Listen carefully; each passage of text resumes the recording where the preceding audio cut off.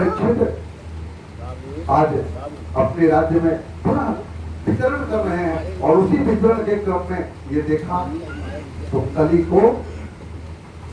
कली समझ गया तब तो ये मार डालेगा, हमें रहने नहीं देगा। और चूंकि सुबह की जो प्रवृत्ति है सबकी अपनी अपनी आयु है, जैसे हमारी आयु है जीवे मसौदा सतम, वेद मंत्र कहते हैं प्रणयाम मसौदा सतम, जीवे मसौदा सतम, स्वप्रवामा सौदा सतम, अदीना श्याम सौदा सदा, जी भूयस्त सौदा सदा। 100 सरल मतलब 100 वर्ष की आयु। तो 100 वर्ष जीने के लिए हम महामृत्युंजय इत्यादि इत्यादि का आधान करते हैं और हम अपनी आयु को सुरक्षित रखना चाहते हैं। तो वो तो देव पुरुष है, जो पुरुष है, तो उनकी भी आयु है।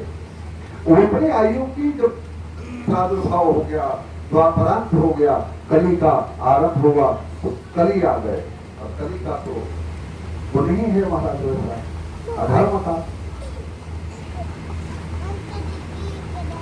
तो वो विराजमान है और अपने स्वरूप में आ गए और आकर के इनके नतमस्तक होकर के बोले महाराज मैं जो पुरुष कली हूँ, अब मेरा आरंभ हो गया है समय, तो मुझे आप क्षमा करें, मुझे मैं बद के योग्य नहीं हूँ, मुझे क्षमा करें।